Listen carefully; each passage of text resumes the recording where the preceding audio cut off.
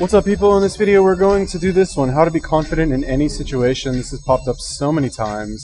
I know this video will get blocked. Charisma on command. That just sounds like a channel that will like fucking try and like nail me for copyright or something. I don't know. Anyway, please don't. Charisma on command. Or do. I don't fucking care. Whatever. Do your thing. 2,000 subs. Like, am I really a threat to you? How many views am I really stealing from you? Actually, I don't know. Whatever. Oh, yeah. What am I supposed to say now at the beginning of these videos? If you like this video, please click like, because it helps me out. If you like me and my channel, please subscribe to my channel, because that also helps me out. And if you have any comments or questions, you know, leave me a comment, please. For many men, Don Draper is the epitome of confidence. You're happy with your agency? You're not happy with anything. You don't want most of it, you want all of it. And I won't stop until you get all of it. But what most people don't realize is that confidence actually comes in two flavors. There's the external confidence that you project, which can make closing deals, making friends, or seducing happen more naturally. But there's also the internal confidence you feel, how comfortable you are in any given situation. So in this video, we're going to be analyzing what Don can teach us about both levels of confidence and how mastering each level can take you from being nervous to completely confident in any situation. Now, at the most basic level, we have the way that Don carries himself. Obviously, he's a good-looking guy, he's got nice suits, but it's his relaxed body language that is the most interesting. For instance, he almost always sits asymmetrically and spreads himself out comfortably, will actually cause you to relax if you do this yourself. Don also moves freely around most environments, which signals a sense of comfort and ownership wherever he is. He acts like the boss everywhere. Now, you don't need to take it this far, but simply having your feet at least shoulder width apart when you're standing, or leaning with your arm draped over a chair in a way that doesn't prevent someone else from sitting there, goes a long way towards projecting confidence. Additionally, you'll see Don subconsciously signal that others need to work for his attention. He leans back in his chair even when he's in a position where you'd think he'd want to win someone over, like with clients. This flips the dynamic and makes them work harder to win him over. I've been in the winter. It's quite a shock coming back. Well put, but that could be any vacation. This was very, very different. Don creates a similar effect with his eye contact. In the beginning of many interactions, he's aloof, making limited eye contact, almost disinterested in what is being said. You're going to ply me with drinks and convince me what a terrible mistake I'm making. Here's one drink. If you're sitting opposite him, this will make you want to try to win his attention. It feels good to get the person who isn't paying attention to you to do so. And when the other person has done that, Don gives his full piercing eye contact on special occasions, like when he's making a point. What you call love was invented by guys like me to sell nylons. Or nailing a pitch like he does on his campaign for lipstick. She wants to tell the world he's mine. He belongs to me, not you. She marks her man with her lips. Or seducing you like he does all the time in the show. My name's Don. The biggest thing to take into your own life. I don't know. I don't know. I don't want to say anything bad. It's so retarded. I don't know. People love this Mad Men shit, and it's good. I'm sure it's entertaining. I've seen like one episode, the first episode where he does the cigarette campaign. It's a good show, but it's a fucking TV show. It's a television show. It's not real. It's not real. Like, I'm not saying if you sit, you know, with your arm draped over a chair and your legs crossed, like, is that going to make you more confident? I don't know. I feel like that shit works, actually, honestly. Like, I think that's a good tip. Why do I hate this, then? What's wrong with me? Why am I so moody? I'm not sure. I just feel like this is dumb. I was hoping for more, I guess. What's the other... give me more tips. Give me, like, something I haven't heard before. Sit with relaxed body language. You know, fucking ignore people when they talk. Not ignore, but, like, make them work for your attention by not making eye contact with them. Fun fact, I read recently in a study that said, what did they say? They said dominant people or whatever, important people or something like that, when they speak, they look at the person and make strong eye contact, and when they listen, they don't look at the person or something, or they make less eye contact, they look off in the distance, whatever. I don't know, whatever. Anyway, okay, more. Like from Don's variable eye contact is not that you need to ignore people to be cool, but that when you are making your key points that you want paid attention to, hone in. Those narrow, piercing eyes keep people captivated, and they show confidence in the words that you're speaking while emphasizing your most important points. Now, you can do everything that you've talked about up until now fairly easily, but a much more difficult element of body language to master is what you don't do. And if you pay attention to Don, you'll notice that he doesn't fidget, and that takes us to the next deeper layer of confidence, which is non-reactivity. This is something we actually talked about in our video with James Bond. This is much harder to fake because our emotions often get the best of us in these high-stress situations, and this is one area where lacking in confidence can really be a detriment. You overreact to your own mistakes and end up making things worse. But when you can remain non-reactive, it shows that you're not pressured by what's happening around you, and that makes you come across as more powerful. For instance, watch how Don reacts when two men hit on his wife in Rome, and how he calmly roleplays that he doesn't even know her. Contrast that with their insecure overreactions to him. May I join you? Yankee, hey, go home. Que tu es bruto. Are they making fun of me? A little bit. I'm only in Rome for one night. The sense of comfort and power that Don conveyed simply by not reacting is surely part of what drew Betty to him in the first place. This same level of low reactivity is especially important if you're a leader in times of crisis. Now, feeling your feelings is important, but left unchecked, they can get in the way of pulling together to get out of a serious issue. Keeping emotional expression in check actually inspires resolve in others. In addition, simply remaining silent when things are going wrong buys you valuable time to think without exposing you as someone who is totally confused and lost. Don is so good under pressure, not because he's just fast on his feet. That's actually an illusion. It's because he slows down enough to think calmly and react in the best way possible. Watch how he responds when a client doesn't like his pitch. And I'm gonna have to speed it up a bit because he gives himself a full 20 seconds to think.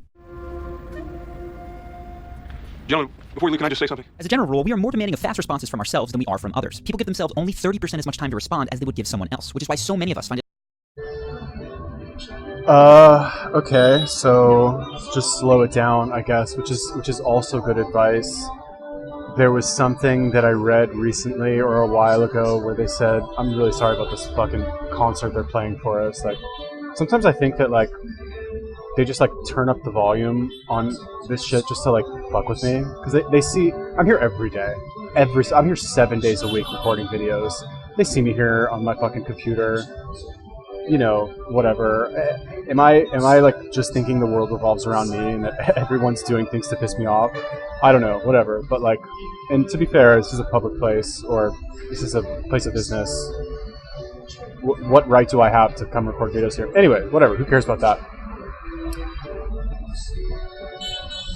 The point about slowing things down when you are talking, I think that's a good point. What's the problem with that is that a lot of the time, so when I record a lot of videos and I watch most of my own videos. I record a lot, I don't watch all of them, but like, well, eventually I'll watch all of them. But frequently when I'm recording the video, I feel like I'm talking very fast. I feel like I'm just fucking talking like a mile a minute. I'm like, I get nervous sometimes. I'm like, oh my god, I'm talking so fast, like, this looks bad, I probably look really nervous and like fidgety. And then I watch the video later and I realize I'm talking at like normal speed, which for me is like really fast. I'm from LA, I'm like a very chill dude, whatever. But this is something that I learned from Pickup by watching a video that Mystery, you know, the like king of the pickup fucking world, circa 2003, whatever. He mentioned in one of his videos that men generally are under-expressive when they talk. Whereas if you're trying to be charismatic, you have to emote more and you have to be more expressive to the point where it feels to you like you're exaggerating the emotion that you're displaying. And that's really what will make you more charismatic. To be fair, like I said, it's this fucking TV show, and Don Draper is like put in these perfect situations where people play into his hands as a plot device, make him, you know, the hero, and have people want to tune in and watch the show to see what challenge Don Draper will overcome this week. To make the show interesting, fine. To be fair, that's perfectly fine. Slowing things down and being non-reactive, I wonder if that's really it, or if it's... I feel like the answer lies more in... Well, now I'm thinking of Trump. He's like the most non-reactive guy ever. Or is he non-reactive? Because he reacts. But he reacts with dominance, I guess you could say.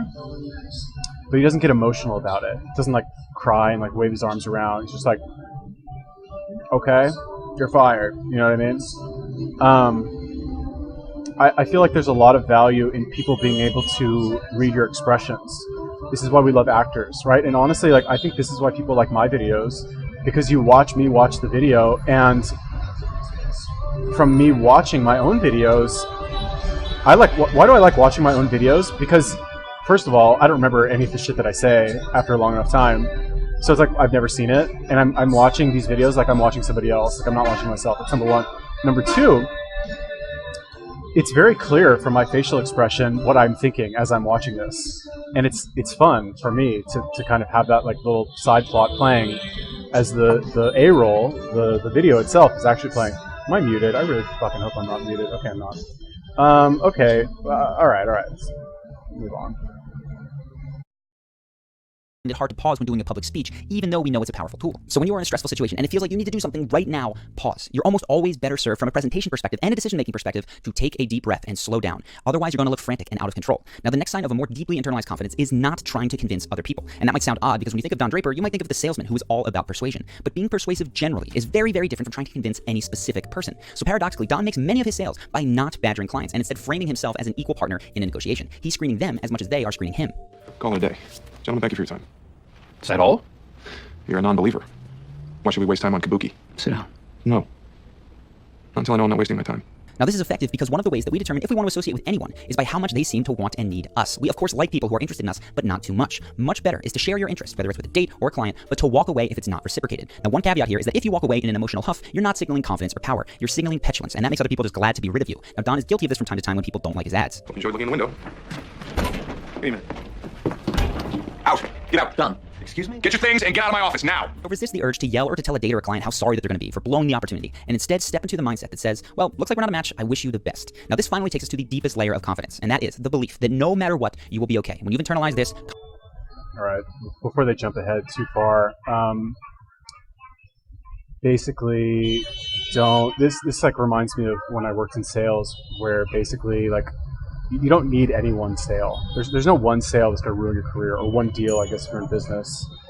And if you are in a situation where one sale or one deal is going to like make or break your fucking like your business, which is or your sales career, which is like a lifelong thing, you've got bigger problems. You know what I mean? You're messing up from the beginning. That's that. Also, you know, this is very common with like, if you look at the difference in dating between men and women, women generally have more options with dating when it comes to men because they're generally more sought after than men, right? Like men were ready to go fucking bend over backwards for women normally. Yeah, okay, like red pill cool guys out there like, big towel for life, fuck bitches. Like, all right, fine. In the real world, in reality, not like your fun like internet, you know, playpen. If I put hot girls in a room with you, dude, and they're nice to you and flirt with you, you're gonna fucking melt like butter, dude. Are you kidding me? Anyway, whatever. Women have more options, right? Because there's a ton of thirsty dudes out there who are not all really that thirsty. I mean, there's a ton of men out there who are trying, who are aggressive, who are approaching, who are, whether, you know, maybe they're approaching on Tinder or on Instagram, they're still reaching out. You know, they're playing the numbers game. So a woman feels like she has a lot of options, even more so now in the digital age. Whereas men, yeah, occasionally, like, I get a fan. Occasionally I get a girl reaching out to me and saying, I love your videos. And I guess I could read into that and be like, oh, she wants to fuck me for sure. Like, ugh. But, like, it's just different. You know what I mean? Because I'm not, what am I going to do? I'm going to, like, and also, this is not, you know, I'm a celebrity. Like, fine, I'm not really, but does that mean, you know, maybe they just like my videos? It doesn't mean like they want to jump into bed with me because they wrote me a nice message on Instagram. But with men reaching out to women, that's kind of what it is, really. You know, men out there, like, how many times have you paid, like, what's the famous bit by Chris Rock where he's like everything men do for women is basically them asking, want some dick? Right? And he's like, you hold the door open for a woman. Want some dick? You let a woman cross the street. And, I don't know, you pay for a woman dinner. Want some dick? And it's like, I can't even say it, but it's, you know, it's kind of what it is. But why are women so cavalier about, well, more so than men, I think, more cavalier about a new guy that they start dating? Yeah, maybe there was potential, fine, but it doesn't work out. Fucking 10 more guys in her DMs like she can tap into if she wants, or on Tinder. You kidding me? Like, it's not even fair. Whereas for men, we don't really have that. So it's kind of like the salesman, the seller-buyer dynamic. But the trick, really, and this is something that when I was in sales, I occasionally would go through periods where I was selling a lot, and I would affect this attitude. This is actually more common in business-to-business sales, which I feel is much more effective at closing deals, right? You're talking to an entrepreneur as a seller. You're talking to an entrepreneur, trying to sell him on your service. In my experience, what worked best for me was really just like explaining what I was going to do, and then being like, yeah, if you want to do it, let me know. That's it. That's all. If not, that's totally fine. I also had like enough of a lead gen pipeline where it wasn't actually worth my time to focus on any one deal too much. But I would frequently, and this is like hearsay in sales, where they say like, you got to close hard, you got to fucking, you know, they're not coming back once they say no. I get plenty of people calling me back or emailing me weeks after the fact, or days even, be like, we want to get started, give me your link to pay you. I'm like, all right, cool. Like, who are you again? confidence comes easy. Now, it all sounds nice, but how do you develop this belief so that you feel it in any situation? One of the fastest ways to build any belief is to live it. So you show yourself that you're going to be okay by doing exactly the things that you think you wouldn't be okay if you did. And you don't have to jump off of buildings. In this case, I mean social things. So this is what Don does in the final seasons. And I'm going to have to quickly catch you up on the plot of Mad Men for the next clips to make sense. For those of you who don't know, Don's real name is Dick Whitman. He stole his lieutenant's identity when he was in the Korean War in order to escape his old life and get out of the war. And he's lived with that fake name and even somewhat of a fake persona ever since. He displays the outer veneer of stoicism and confidence while behind closed doors, his family and even sometimes his career and emotions are crumbling. But in the final seasons of Mad Men, Don tells the truth at great personal cost. First, he tells Hershey's, his client, the truth about his orphaned childhood, which loses him the account and gets himself fired. I was an orphan. I grew up in Pennsylvania. In a whorehouse. Do you want to advertise that? If I had my way, you would never advertise. Later, he confesses his moral failings to Peggy while at a retreat in California. I broke all my vows. Scandalized my child. Took another man's name. And finally, after he's been honest out loud, he has the courage to reveal the emotions that made him abandon his old life. And it's all set into motion where a man at the retreat confesses to feeling unseen and unlovable. I had a dream. I was on a shelf in the refrigerator. Someone closes the door and the light goes off. And I know everybody's out there eating. And then they open the door and you see them smiling. And they're happy to see you. But maybe they don't look right at you. And maybe they don't pick you. Then the door closes again. The light goes off. Don is sitting there shell-shocked from his conversation with Peggy, but as he listens, he goes from completely ignoring him to totally understanding where he's coming from. Despite the validation from business success and affairs with many beautiful women, Don still feels unlovable. And we finally recognize that same feeling of being unseen and unlovable, he can authentically connect with his man.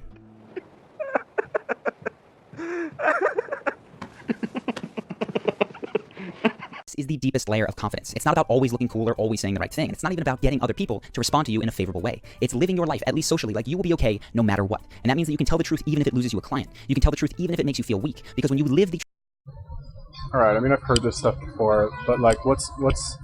Alright, by the way, thanks for fucking ruining Mad Men for me, telling me what happens in the fucking show. Whatever, not like I'm gonna fucking watch it anyway, whatever. But... What's the problem with this, right? By this definition of confidence, you could argue that a lot of people are confident when they're not fucking confident at all, right? Living like the way they want to live, regardless of what other people think of them. Okay, I guess that technically is the definition of confidence, like not giving a fuck what other people think. But that's what I do. I don't feel confident. Am I? Are other people just so not confident that by comparison, my desire to like live like a bum and make fucking 9 billion YouTube videos every day about nothing, about my opinions on things, like, that's somehow confident, I guess. I don't know. I'm just kind of irritated that he ruined Mad Men for me.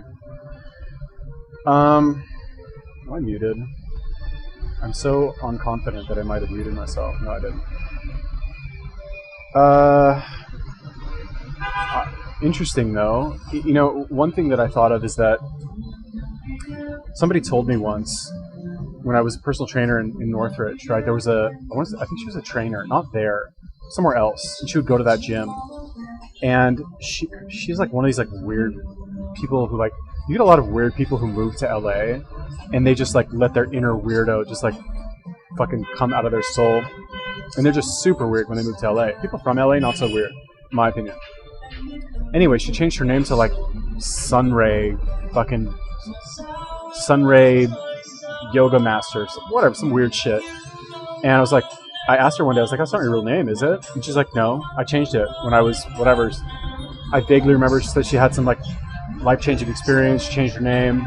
And I was like, oh, cool. You know, probably saw that I thought she was like a little weird. She was hot though.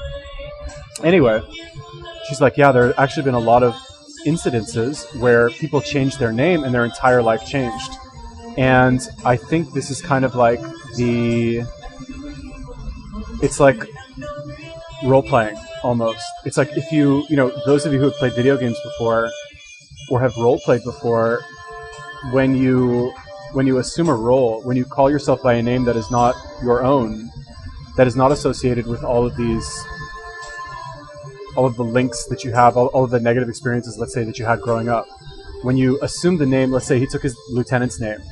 His lieutenant, let's say he was like strong, confident, you know, suave, cool dude, and he calls himself by that name, he's going to naturally act like that, right? If I start calling myself Conor McGregor, I'll probably act more like Conor McGregor.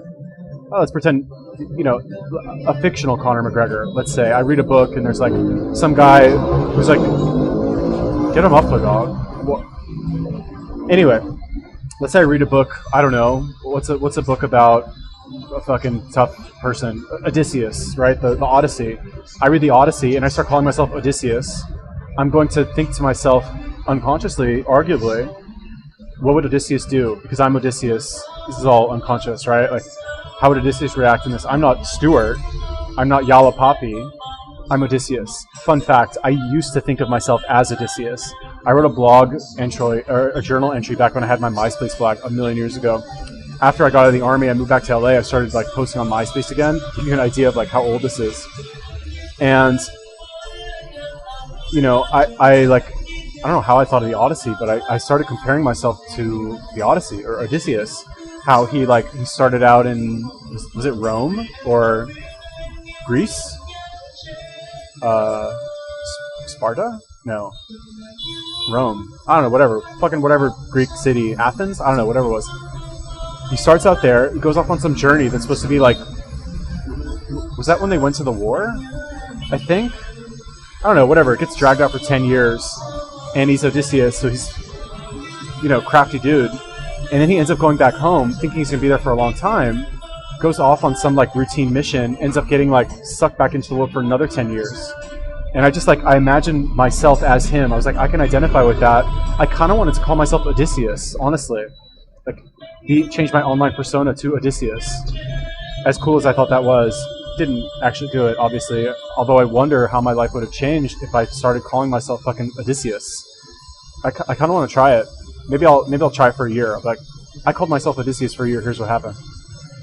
I changed my name for a year, here's what happened. Anyway.